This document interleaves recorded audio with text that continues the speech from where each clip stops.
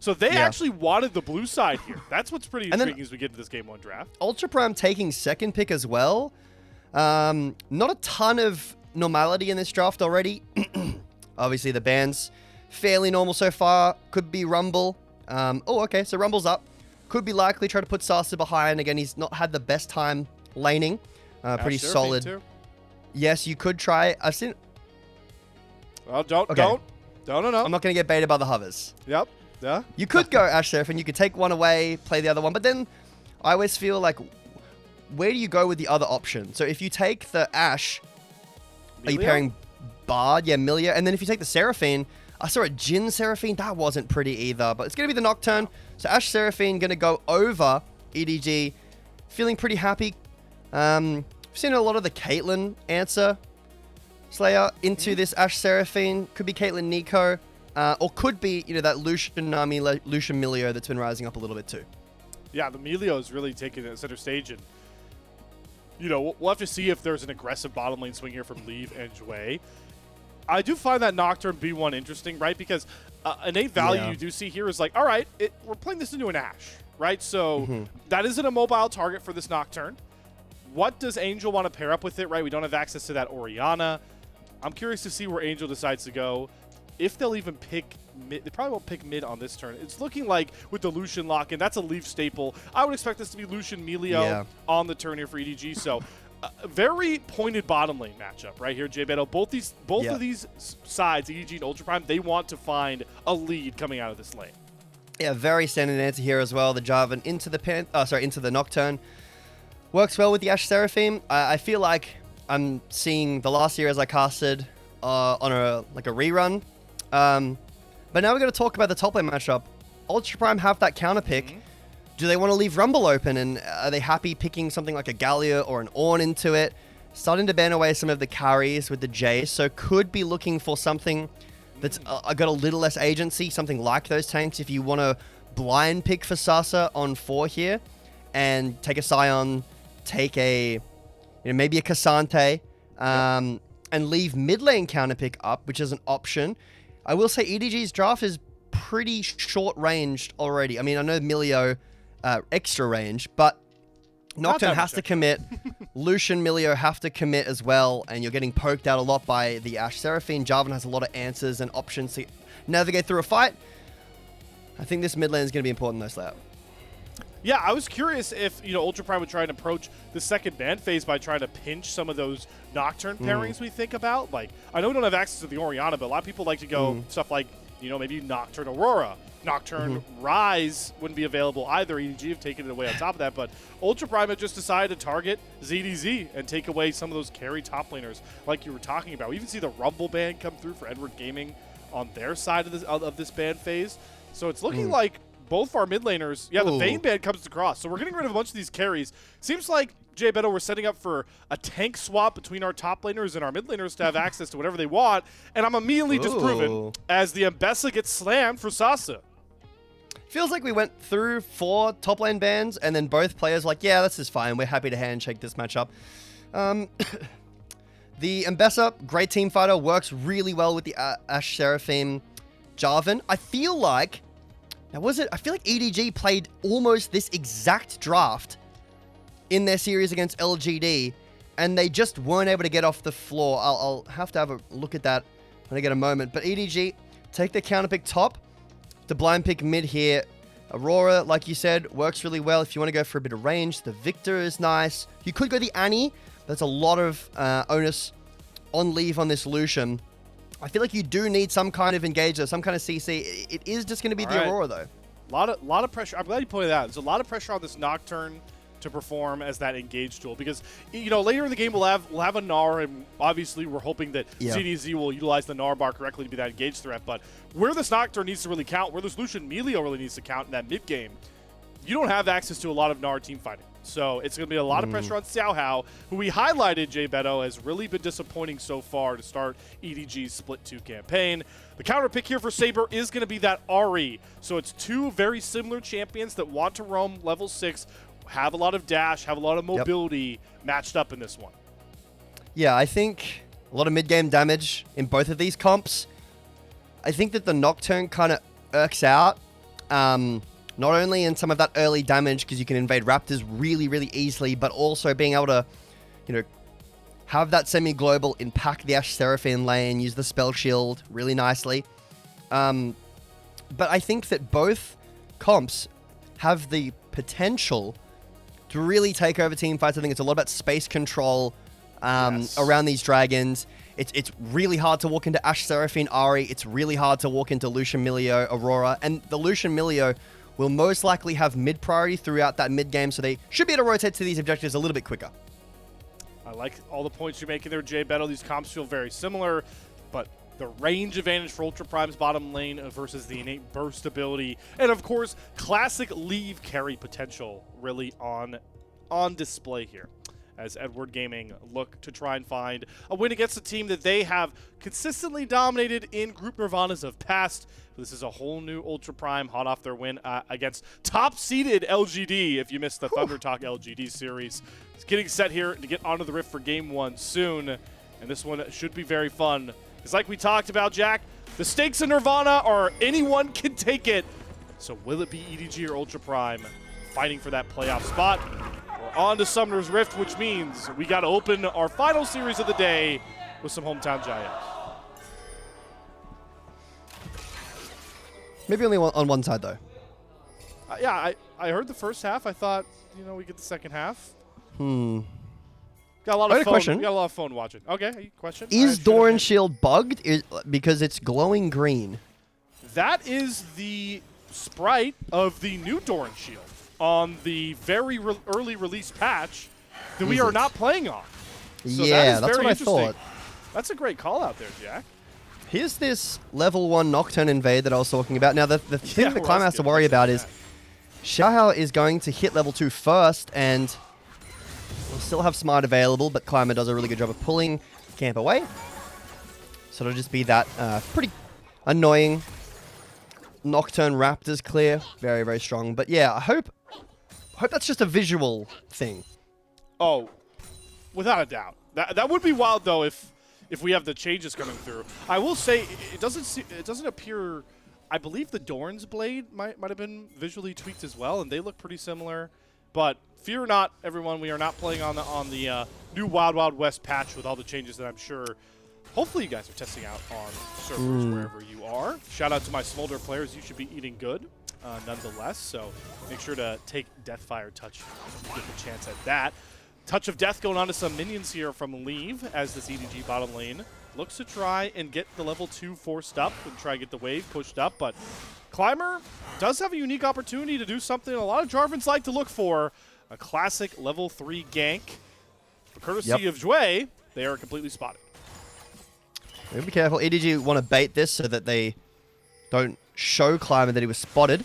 But if they are a little bit too hasty, they might have to lose a summoner spell regardless. Climber will instead see if he can find an invade of his own. It's a chess game going on. These invades, oh my god, did Xiaohao? Yeah, he got right around that corner just a second after the red buff was aggroed from Climber. Yeah. So still a couple of pings towards mid lane that maybe signals something's going on here, but Climber's going to successfully steal away that red buff, and Xiaohao wards. He's like, hold on a minute. I just left this buff here. He looks a bit grumpy in the playground. Like, man, thought I'd have enough time. But, I mean, I'm glad that it's not the new patch because I haven't done enough research on the new patch. I know that there's a lot of crazy changes, specifically those boots. I haven't really had a chance to feel those out, but a bit of a trading here in the bot lane. Hena. Yeah, gonna force that classic heal exchange. But this is exactly what you want to do if you're Leave and Jue. You need to garner a significant Lucian lead to come out of this lane. But at the same time, the oppression that Seraphine Ashe can bring as a duo is, oh my god. Oh, the classic AD carry play. I respect that from Hena. I'm going to barrier to block any incoming damage because losing this reset timer is worse than losing barrier. I feel like it's one of the most like 50-50 plays of all time where both teams are extremely happy. It's like, okay, guys, we got barrier. And then Hena's like, okay, guys, I got my base off. That's really big. I got a good reset timer. So, Ultra Prime will come back to lane here with a fresh set of health and Retrix. Is that what that's called? I'm not sure. But Xiaohao continuing to do a pretty good job in this jungle. Now, accelerating Nocturne at any level can be pretty scary. Get that level 6 online first. And if you look at the XP difference, building up pretty significantly for Xiaohao. Yeah, Xiaohao was spotted taking those Krugs away. I am intrigued to see that he is going to be up at least a couple camps here, knowing the Climber did steal that red buff away. But he's got his own Gromp and his Wolves to take here, and there is no real answer for Climber to look for to keep up in that aspect. So that level 6 first Paranoia, curious to see when it will actually come online. Usually it's that second Scuttle Crab, but maybe we'll just potentially fight it out. Yes, Xiaohao wants to defend his own Raptors. He's going to aggro them so Climber's Q doesn't actually hit any of them. He's going to pull them out of vision.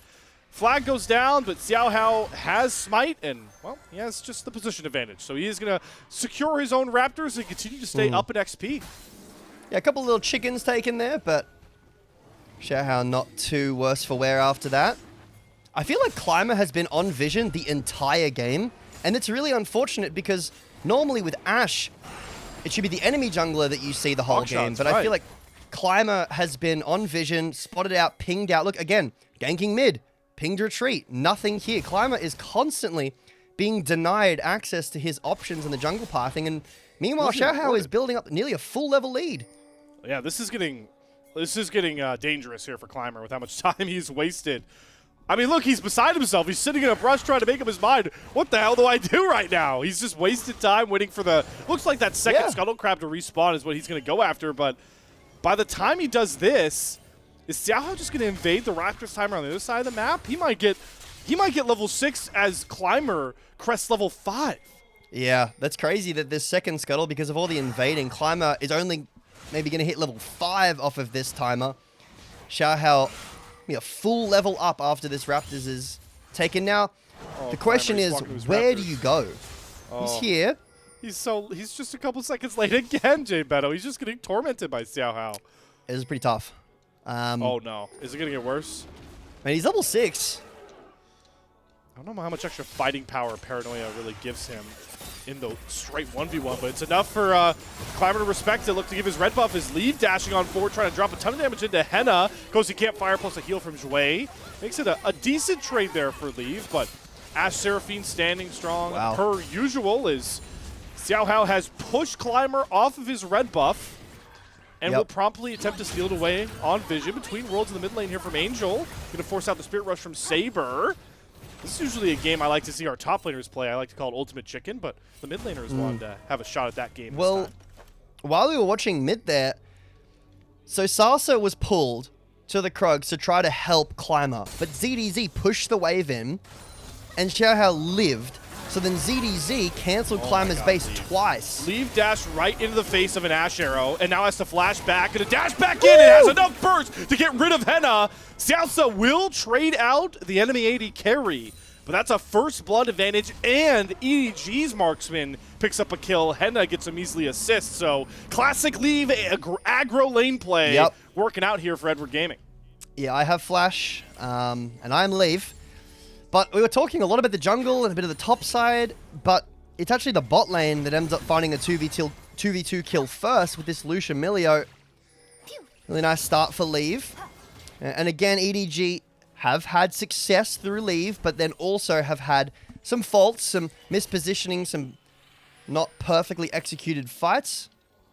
Again, Climber on vision. We'll spot out Xiaohao.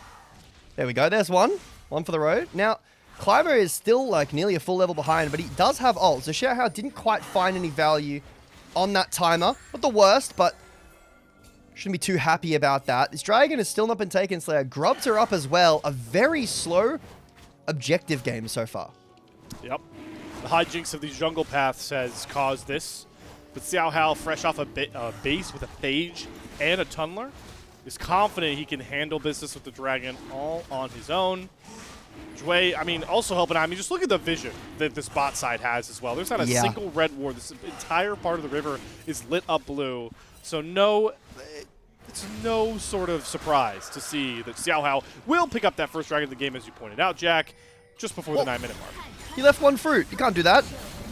There's not for the Scuttle Crab. There's not bruises on that fruit, okay? There's not. I promise. It's fine. Don't be one of those people. But mean, even though Xiaohao was able to get that dragon, now going for an invade too, ZDZ got a ward on the grubs, and Climber is starting it now, but again, he's on vision, so this invade is just going for free. Look at the bot lane of Ultra Prime. They're being zoned away from their tower. I mean, they have to respect the paranoia, right? They don't have Ash Arrow available until just now. Hena's going to crest over that. But a 3v2 with Leaves burst ability, coming back with most of the components for an Essence Reaver. Wow. This is exactly what I wanted to see from Xiaohao.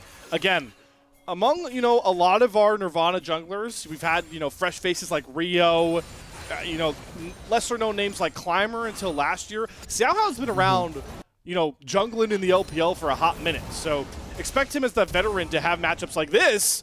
And ZDZ started to swing his top lane matchup as well. Then our ult forces Sasa to flash. Climber was only able to get one grub. This could be a good punish. Okay, they have access to all three of those ults. Leaf sidesteps the arrow. Flag and Dragon to force his way to flash. Leaf doesn't have that same access. He gets double tap snared. In comes the jungler. Xiaohao's going to immediately burst down and trade one out as the TP from Angel sections off XiaoXia. Their mid laner gets there first. Edward Gaming going to cash in big. A 3-for-1 trade. Leaf's death does not go in vain.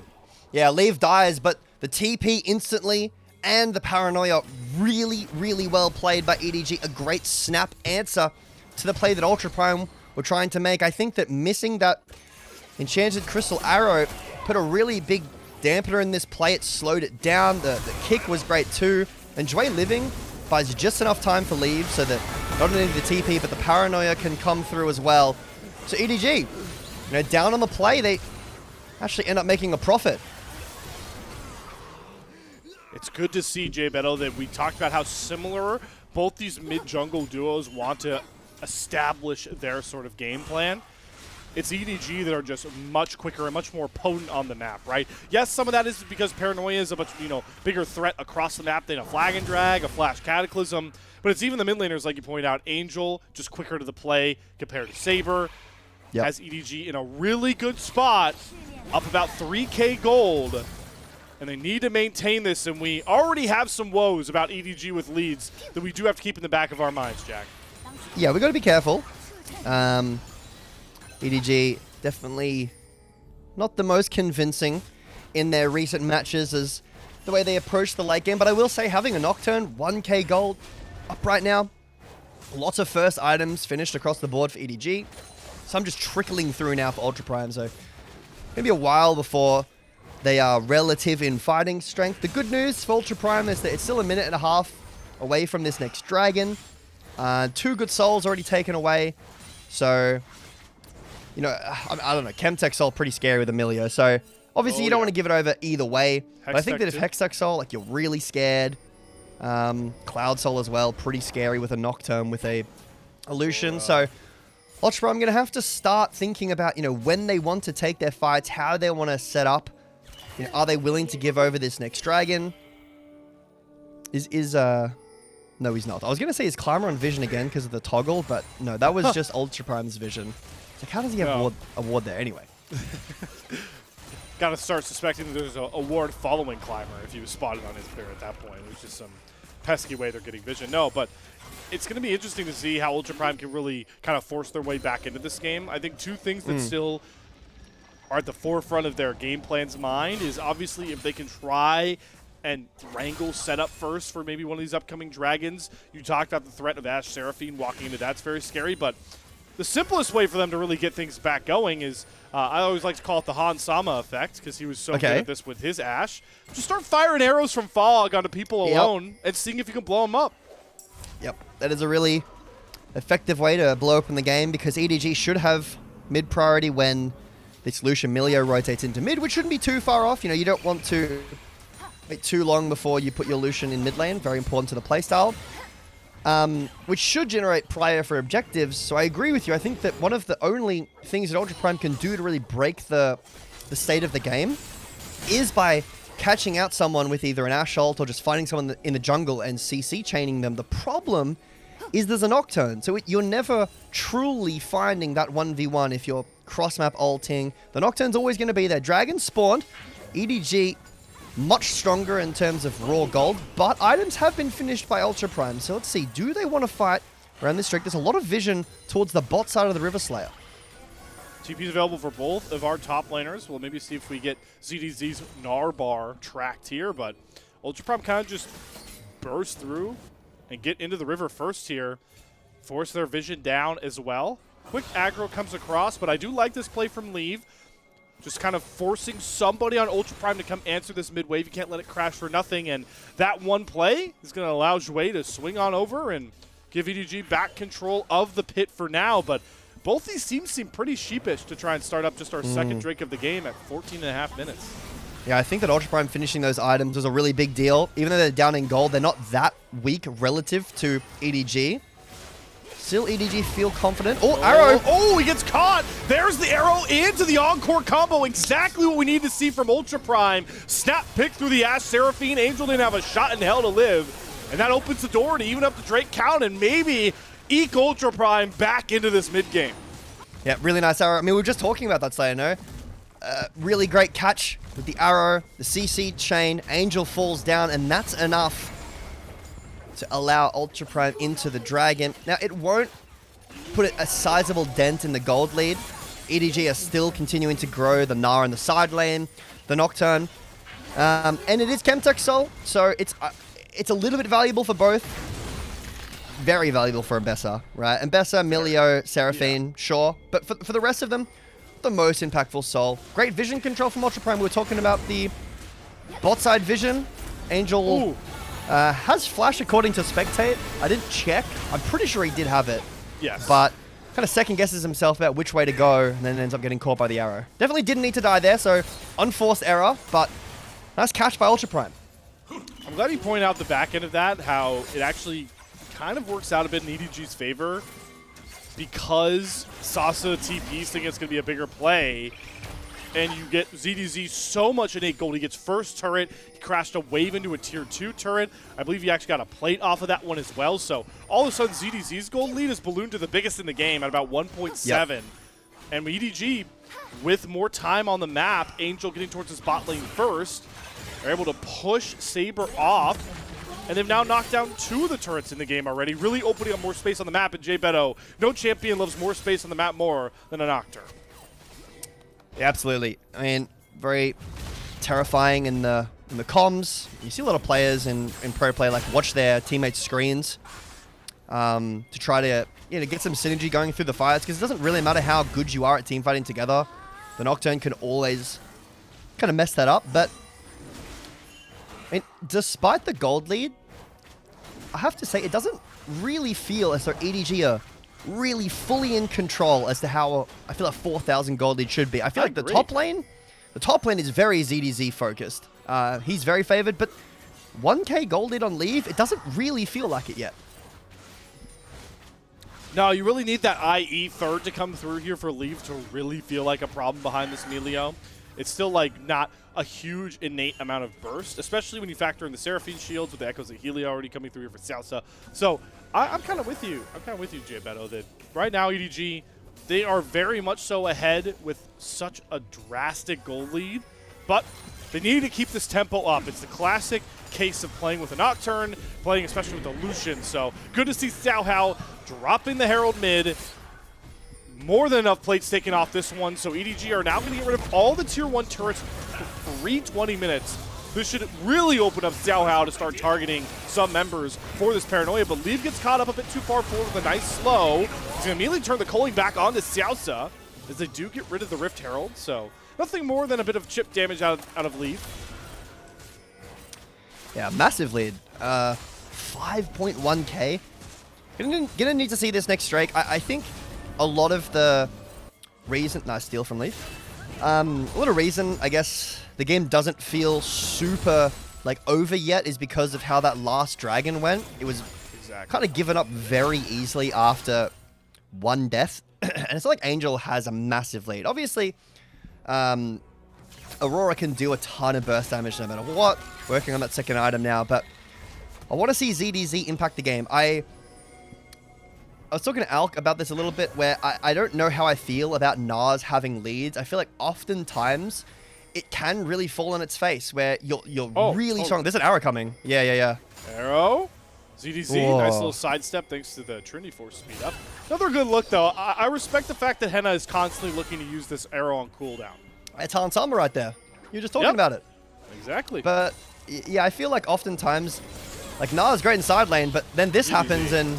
You have to know this is coming. They threw an arrow towards your lane, but he still gets grabbed by Sauce's public execution, and now he's in a 4 versus 1 that no Meganar can really withstand there. Big kill to get onto Sasa as well. EDG looking to respond with some pushes on mid and bot lane, but I don't think they're going to be able to get more than a couple of plates. I agree. I think that was a really telegraphed all in there, especially considering the wave states of the other 2 lanes. Like, Angel is about to be hitting bot tower. Bot lane is about to be hitting mid tower. The arrow already went through. Got to expect that at least one person's there and that you're weak-sided because your jungler is not there.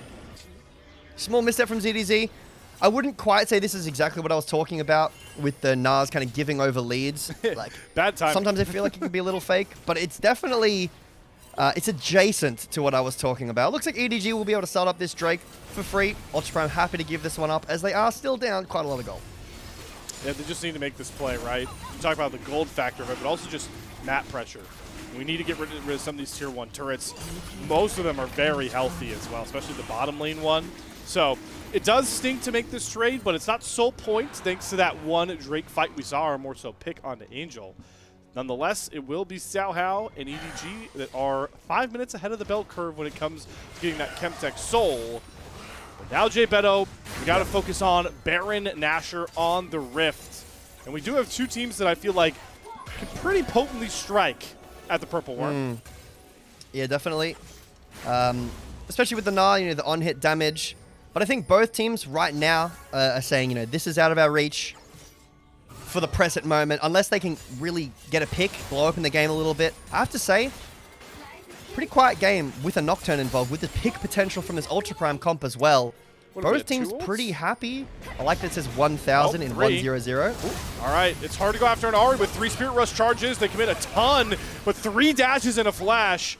Gets Saber out of the double ulti combo from Xiaohao and Angel. It's a summoner and ult trade nonetheless, but no kill found on this Paranoia. Yeah, I mean, Nocturne, not the worst to not have flash, especially when you're against an Ashe who is immobile. But, I mean, like you said, it's a very risky attempt to look for a gank like that against an Ahri that has ult and flash, but, I mean, they burn both. What can you get off of that in 3.5 minutes on this Drake? I don't know how much, if anything at all. Guess buying more time to wait for some of these bigger item spikes. We talked a lot about, I'm still looking at Leave, who does have 2 of the 3 components here for the Infinity Edge. Actually, it comes out of base with the IU, so that's huge for Leave. That 1.2k gold lead, you felt like, I think you know, had some sound logic. It wasn't that big. It didn't feel that threatening. Now it does. Leave is a very clear damage-dealing threat that anybody on Ultra Prime could get because there is no tank on this Ultra Prime squad. Yeah, this is the spot where I would hope EDG can really leverage this Lucian Milio, continue these dragon stackings. Maybe if you can win a fight around one of them, you can turn the Baron. But honestly, according to our last series that Ultra Prime played, this is their comfort spot. Yeah. This is a spot that EDG have felt nothing but uncomfortable in as well. Trying to close out leads. Good dodge there from Leave on the arrow, but he finds himself out of position. He's going to have to flash over the wall. The lights do go out, and that pushes everyone off of Leave and forces Sasa into a very uncomfortable position. Tries to get himself away from the EDG onslaught, but the kills are found nonetheless. Between the Worlds, and Angel drops the hammer over Kleiber's head to find a second kill. And Edward Gaming find a nice little turn when they thought their AD carry was out of position. Yeah, they shut the door on the TP from this Ambessa. Turn onto Sasa, took him out. Climber falls as well.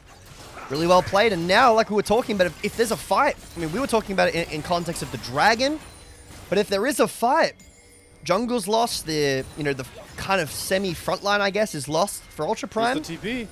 This Baron is a real possibility. Hawkshot is going to spot this for Ultra Prime, but they don't see all their members. XiaoXia has to be very careful about walking up. Climber has just now respawned. But the Baron damage is real deal material. And EDG, off the back of that 2-pick fight win, have the purple banner on all 5 of their members. Now, there is a little bit of concern about this again, this EDG team with these leads, I mean, if you ask them, they would say, oh no, not me. We never lost control. But they definitely have. The late games don't feel super secure with this team. So massive leads, pretty far away from Seoul. So I would be surprised if EDG has bided their time. I mean, I think it's a mistake giving, Seraphine another item, giving Ashe another item. This is really the mid game where EDG's comp really thrives. Ultra Prime's does too, but the catch potential becomes all the more threatening the later the game goes. I mean, if it gets to an Elder Dragon, you find a pick on Leave by himself, that means the game could instantly change off of that. So 2 minutes on this Baron, EDG. What do you have for us? I mean, looking towards Group Ascend, you talk about a Lucian being the valuable piece. I continue to remember that awesome Lucian performance where he just gets caught out 4 fights in a row after such a huge lead, similar to the EDG G1. And IP end up throwing one of their big leads themselves. So Leave, again, a player who you talked about with the Quacks jokes, and, I am Levi a Flash. Leave's positioning definitely leaves a lot more to be desired, unless you're a very aggressive marksman. So continuing to have to watch how he plays these Lucian fights. If he didn't have Flash in that last fight, JBetto, it's a very different look. I will say, his positioning is a little questionable right now. Got to be careful. But if you were to play super aggressive on an AD carry, it's a Lucian with an Enchanter. That is a really scary champion to face off against if you're Ultra Prime. This will be the 3rd Drake over. And Ultra Prime not in a comfortable position. But at some point, we have to say, when are you going to draw the line in the sand? The kills look fine.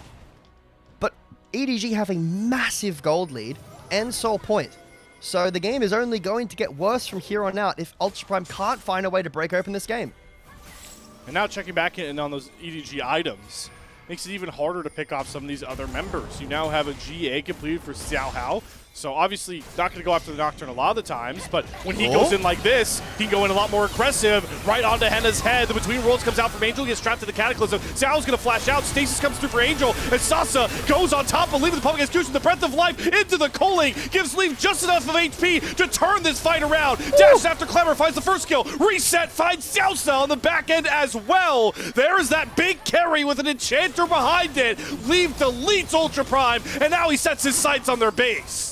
I think a bit closer than EDG would have liked to have had. ZDC still hasn't really participated in a fight, but it doesn't matter because the base is crumbling and Ultra Prime have no time left. Only their solo lanes left standing. EDG, they don't really have a wave, but they still want to force this in with their Gnar. ZZ's going to ult 2 members back towards his squad. Believe wasn't close enough just yet. Now going to dash and get rid of Saber. The wave next coming up, and now respawn timers are what to watch. Climber is up in a mere seconds. Hena and XiaoXia both respawn with one Nexus turret up.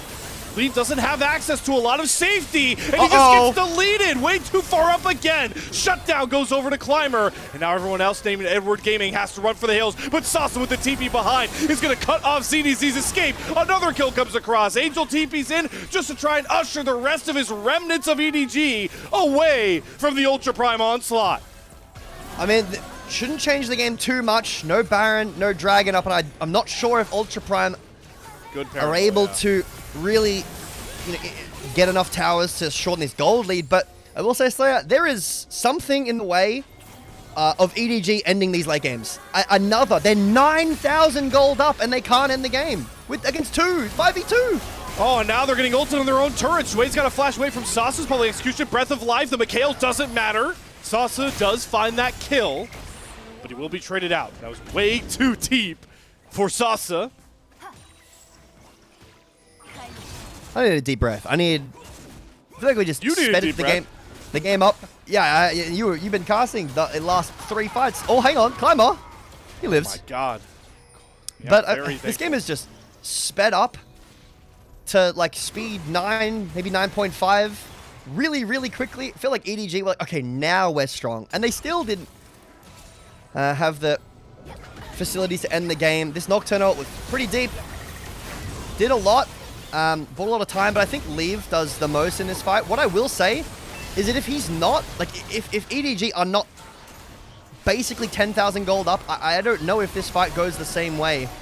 That doesn't really mean a whole lot for this game, but it's just more more asterisks, I guess, to put on Leave as a player. There's just something in the way this man's brain ticks, where he feels like, I always like to call it out when I see it in like solo queue or anywhere else, is like the AD carry mindset of playing like you have an extra item than you actually have. That's how I feel like Leaf plays. Like, he plays like he has a GA all the time. You know what I mean? I mean, if I was like an AD carry on a pro team, that's what I would do. And just be like, guys, we didn't have enough gold for me to get GA. That's on you. Should have accelerated me more. And just leave it at that. Well, hey, there's not much more acceleration that needs to be done for Leave to close out this game. He's up to 4 items, has the LDR in tote, fully critted out, and he's looking to set his sights onto this Baron. As our observers are showing, get in? Is they have the Hawk shot, like, dark. That'll be nice to give vision, maybe some blue orbs, but they're walking in very dark, and the Baron's burning pretty quickly. It's already down below 5K. Climber, do you have the steal in here? You're going to get a shot here with the Flag and Drag unless EDG say, oh, hold up. I am not flipping this Baron. We'd rather fight. They let it reset. Ooh. And there goes Xiaohao after Hena cuts him down to size, and Between Worlds comes out as well, but too much damage comes from EDG. The Baron was all just a bait to bring Ultra Prime into the trap. And EDG, they end this thing with a 3-kill fight, and they're going to take a 1-0 series lead. JBetto, they're going to close out an early game lead.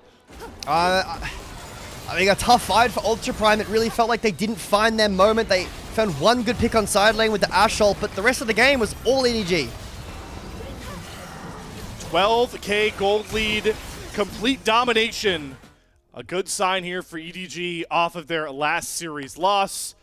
And back to what we normally expect out of this matchup, JBetto, as we've seen it many times in Group Nirvana, EDG taking Ultra Prime to town. Yeah, I think that I'm not super... it was a really strange game, but I don't think ZDZ did a whole lot in that game with the Gnar thing, but that core was really, really solid. Nocturne, Lucian, Milio. Sometimes the Aurora was really impactful with the ults, but being able to make a trio work like that throughout the mid-game towards the late game, really well played from EDG. I think Ultra Prime, it seems like they're kind of relying, after the last series and now this one, they're relying on the enemy team making a mistake and being good enough to capitalize off of that mistake and turn the game around. But when you're that far behind, the enemy team can kind of make mistakes, and it's not enough for you to catch back up. Yeah, I mean, we saw that with the overextension to try and win there from EDG 4-ish minutes before they actually were able to close this one out. Exactly. Didn't really end up costing them. I also think, you know, this game for Ultra Prime comes off and we feel like they were really sluggish. They were really slow. And my hat really goes off to Xiaohao for that, because the entire early game, it was our complete focus here, Jack. I mean, Climber's game was ruined from basically the jump with that level 1 Raptors invade. Yeah, all on vision, down a level, first item completed for Nocturne early. So the Jarvan really couldn't impact the bot lane. That's, you know, could be really crucial, or tried to, and EDG had a really good answer. And then in mid lane, I think that the lanes were just winning for EDG, right? Mid lane, top lane was winning. Nocturne could kind of do whatever he wanted around the jungle. And EDG just take it. I don't really think they had to pull out anything too crazy, show off any strats. It's just a very simple game for them. Yeah, the only, like, shifty move I think they really end up making here is that last Baron play where we hyped it up, right? You know, these are Baron flips that Ultra Prime have been winning as of late. EDG have struggled with. So they say to hell with flipping a Baron. I really like that turn. We'll see in the highlights, but the amount of mobility this comp had to be able to just dash over that wall and look for the fight there, that was pretty ingenious, and it was good to see that sort of play, because it felt like the game was starting to stalemate out, but EDG find that big fight, and you can take a look at the gold graph. No LPL gold graph to be seen here, just EDG dominance. Yeah, a lot of damage from Leave. Good damage in the side lane by ZDZ and Angel too. Actually pretty close in terms of damage, but... Don't look Climber. Look, it's jungle. Did he do less damage than a Seraphine support? Yes. You betcha. But he hit 75% KP. How are you supposed to play? But that same Seraphine at 88% KP. Problems compounding here for Ultra Prime. You know, again, I'm very glad you kind of highlighted the jungle head's head because, again, the stats made this look like Climber was the clear advantage of this matchup, and, well, Xiaohao had to remind everybody. Yeah, I mean, Climber had a great series, right? In his last series, dictated a lot of the pace. Pantheon played really well, catching out XiaoXia. And then on the Xin Zhao looked really good too. But in this game, a lot of how the game worked or went was dictated by how the jungle matchup went. This is really the only time we were able to see Climber genuinely look for an impactful play in the side lane, and it's immediately wrapped up by Xiaohao ulting, by Angel TPing in. The only other one is the play on top side, and realistically, yeah, a mistake by ZDZ, but it didn't give you anything. We did have those moments, though. Classic leave shenanigans right there. If he doesn't have flash, he is blown up even before that paranoia comes down. So I am leaving. I have flash. Ends up saving him in that one. But yeah, those are. It's still. He has a great performance. I would argue he might end up with the player of the game for the boom boom damage stat as always with this Lucian carry performance. But it's again, I want to see him show growth in this area. If he ever wants, aspirations of getting back on a Group Ascent team or promoting a team back to Ascent. Yep, another really aggressive fight from Leave. Well played. I mean, I think that it's a toss-up between MVP. I think if you want to judge it on the early game, I think that Xiaohao played an insane game, and that's where my vote would go. But I am okay with giving it over to the man with the flash. I think that he did play really well. You got to dance on that line. I think he did that pretty well. It is a bit easier to do when you're 12k gold up on your enemy, but he still did a good job. Did a good job for the most part here. Oh, really across the board, I feel like EDG. It's hard to really nitpick a lot of this performance with how one-sided it was, even if we did get to see that huge Gnar team fight. Nonetheless, curious to see where this player of the game goes. I'm curious also to see where Ultra Prime goes back to with the drawing board here, JBetto, especially knowing how interesting our opening side selection was to this series, with the fact that EDG wanted the blue side. Xiaohao, though, that's why you're the analyst here, JBetto. You got the smarter thinking cap on, and you nailed it. Xiaohao does get his second player of the game of the split 2. Yeah, well played. The early game was like a masterclass. Really well played. Looked kind of easy. But to Ultra Prime, to kind of bring us back to reality, that is something that you need to be prepared for. They're obviously aware that the Nocturne Ashe Seraphine trade is coming through, but the fact that Nocturne's going to invade your Raptors, he's going to be level 2, he's going to fight you on your camps because you're Jarvan, you're not super strong in the 1v1, I feel like that's nothing new. So for Ultra Prime, you took second pick, it felt like you had something up your sleeve, and then it really didn't end up coming to fruition. So this second game, I feel like we really need to be shown something. We'll have to see, because the champions that Climber really performed on in that last series we've been hyping him up on, Pantheon really doesn't make it through the ban phase a lot of the time, it feels like, and Xin Zhao is the other one we're looking at here. Ultra Prime going to have to go back to the drawing board and start with that draft approach. They'll have side selection, first pick selection, whatever they want to try and find a way to fight back in this series. Everything's up for grabs here in Group Nirvana. Every game matters just a bit extra. And we'll bring you that game 2, Ultra Prime Edward Gaming, on the other side of this.